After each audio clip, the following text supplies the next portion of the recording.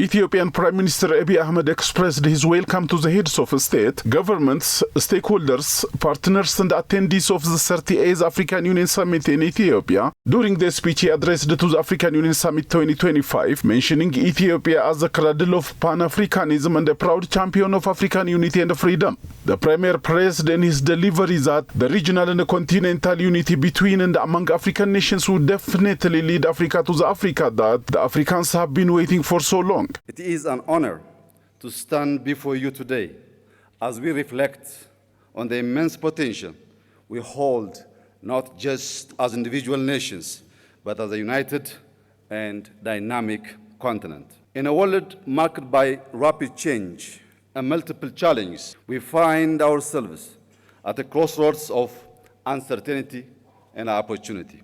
This moment calls upon us to strengthen our collective resolve, embrace resilience, and foster unity across Africa. The theme for this year's assembly calls on us to heal the scars of historical injustice and overcome lingering trauma that has long hindered our progress. The demand for reparations is not about charity or financial aid.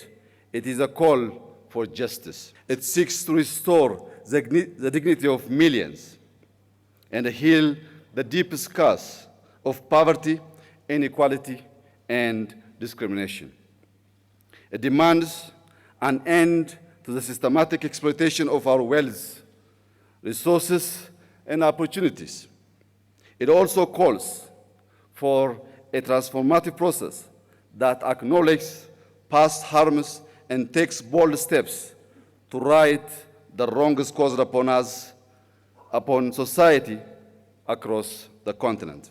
Prime Minister Abiy Ahmed remarked, each and every moment calls upon Africa to strengthen its collective resolution, embrace resilience, and foster unity across the continent. The theme for this year's assembly calls on Africans to heal the scars of historical injustices and overcome lingering trauma that has long hindered African progress. He reminded, the demand for reparations is not about charity or financial aid, it's a call for justice, the Premier noted. As to him, unity is required to restore the dignity of millions and heal the deep scars of poverty, inequality, and discrimination. He also underscored the significance of unity and determination to restore the systematic exploitation of African wealth, resources, and opportunities. A transformative process that acknowledges past harms and takes bold steps to right the wrongs that caused traumas upon societies across the continent is quite essential, he pointed.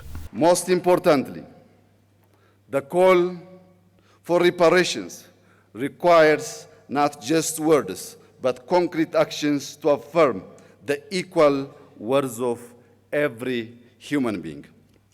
Excellencies, ladies and gentlemen, to achieve lasting peace, justice, and prosperity, we must rise above the geopolitical tensions and the historical divisions imposed upon us by colonial borders. By fostering solidarity among all of our nations and embracing a shared destiny, we can pool our resources and talents to unlock our continent's full potential. Africa's cultural, ethnic, and linguistic diversity is a source of pride and strengths upon which we must build inclusive governance and equitable development. By championing African solutions to African challenges, Prime Minister Abiy said, Africa can secure lasting peace and stability. Celebrating African achievements in politics, science, economics, and arts shall never be undermined, he pointed as well. Strategic initiatives such as the African Continental Free Trade Area give tools to boost intra-African trade, reduce external dependency, and achieve self-reliance, the Premier underscored.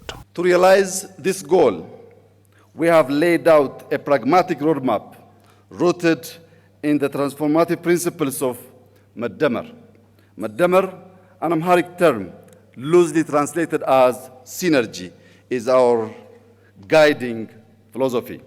It is a homegrown ideology that promotes prosperity, unity, sovereignty, security, and national dignity.